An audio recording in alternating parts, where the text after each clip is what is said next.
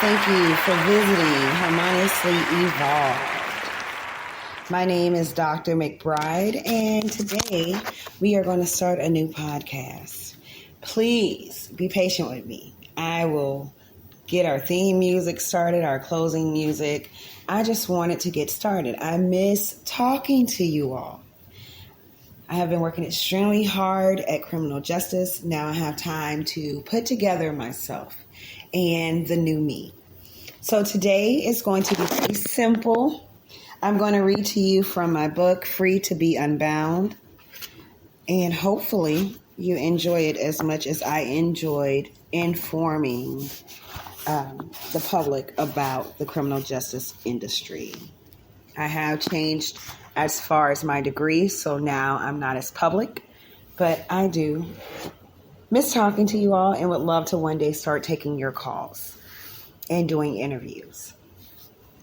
Change Management Report, October 16, 2023. Society is changing every day, but a common trend within society has become the genocide of Black Americans at the hands of the local police officers. Within the past 10 years, local and national news stations have reported the death of Trayvon Martin, Breonna Taylor, Botham Jeans, Tyree Nichols, Takaya Young, and George Floyd. Others may not have been mentioned, however, they are not forgotten.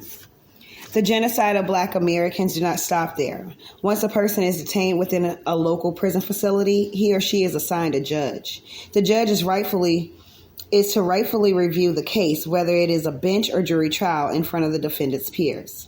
The judge is there like a referee. He or she is to use ethics, follow policies and procedures closely, listening to while acknowledging the evidence presented in front of him or her, and make a sound judgment within the guidelines of the law. But is that happening? Former Judge Carruth of Arkansas was accused of offering judicial favors for sex. A former local district court judge in Arkansas was arrested today in Little Rock on criminal charges related to his alleged solicitation of sex in exchange for agreeing to take action on a criminal case pending before his court. According to the documents, Thomas David Carruth, 63, of Clarendon, was an elected judge of Monroe County District Court. In April 2022, Carruth allegedly solicited sex from the girlfriend of a defendant in exchange for expediting the defendant's trial date. Carruth allegedly lied to the FBI agents when questioned about the incident. Thomas David Carruth at the time was a person in his 60s. If at such a mature age a man is willing to risk his career status and all he built to be a part of the human sex trafficking world while in robe as a judge, how can America continue to trust the local and state court officials to govern over the civilians within his or her district? The law was created to set limitations within society, which are to be followed by all on American soil, whether as state or federal law, which precedes state laws. However, local judges seem to have forgotten his or her morals and values inside and outside of the courtroom. Thomas Carruth is not the only one. ABC 7 Chicago reported Orange County Superior Court Judge Jeffrey Ferguson was arrested in Daly Anaheim Hills shooting of his wife, Cheryl Ferguson, police said. NBCDFW reported an Oklahoma judge arrested in Austin accused of shooting parked cars and causing collisions. Judges across the United States of America are finding themselves to be arrogant to the law. The crimes committed, whether misdemeanor or felony, proves many may not be mentally stable to lawfully be the final decision maker, which may take a living human being out of society, away from his or her family, and into the hands of a corrupt legal system. United States Appeals Judge Pauline Newman has committed serious misconduct by refusing to cooperate with a mental fitness probe and should be suspended from hearing new cases for 1 year or until she submits to a court-ordered examination.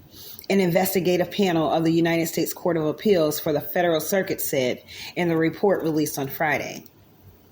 How many other judges are not deemed mentally fit for trial?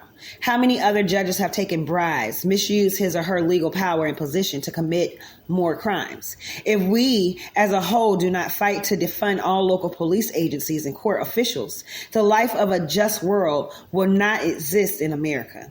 especially for the Black race. All policing and court systems should be advanced to the federal level. Not only will all laws be unified across the United States of America, but judges will be upheld to the highest extent of the law. While a student at the University of Phoenix, Professor Matthew Gomez taught 95% of African Americans will or have been incarcerated. If this is true, every case have been deemed liable in the court of law by a judge, whether settled by plea bargain deal or a trial. Such information makes all people, especially Black Americans, a target to mistreatment in court and premeditated mishandling of cases. Resisting change will come from the ones not wanting to be investigated, have his or her past judgments reviewed, and have to qualify as a federal judge. Federal judges have stricter guidelines, policies, and procedures to follow. The court facilities are monitored more than local courts, which will allow people a better chance at a fair judgment. There may be an overload of cases at first. However, I am projecting many cases which have been unlawfully brought against people, as we have domestic terrorism on American soil. We will be dismissed due to lack of evidence. The people will not be forced to take plea bargain deals, afraid even though he or she is innocent. Documents will be tampered with. Witnesses will be harassed or intimidated, and public defenders will not properly work the case. For Black Americans, the court system operates as unlawfully as local state judges have proven themselves to be. In Palmer County, Texas, Bailey County Judge Sherry Harrison was arrested on 3 charges on Wednesday, according to Palmer County inmate records. According to booking details, Judge Harrison was charged with official oppression, purchasing alcohol for a minor, and criminal trespassing. These charges stem from May 13, 2022, according to records. Wednesday, March 16, 2022, Gary Dedman reported 66-year-old Daniel Peters of Palos Hills, Illinois, told detectives that he is a retired judge and a special assistant for legal affairs at Cook County Sheriff's Office in Illinois. He was charged with soliciting a prostitute. A former Ohio judge was dragged out of the court after being sentenced to 6 months in jail. The sentencing came after Hunter was found guilty of helping her brother, a county employee, keep his job, according to WLWT. She was convicted of having an unlawful interest in public contract and a 4th-degree felony, WLWT reported.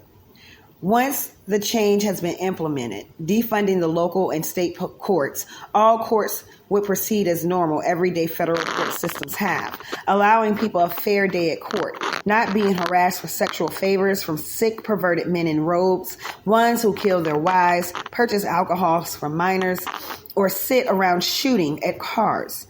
The courts will have a chance to see Black lives as humans, and Black Americans would know what it feels like to be justifiably treated fairly in court, beyond his or her skin complexion or race. So I hope you enjoyed this short first segment. I really did enjoy speaking to you all. Next time we will read from April 13th, 2022.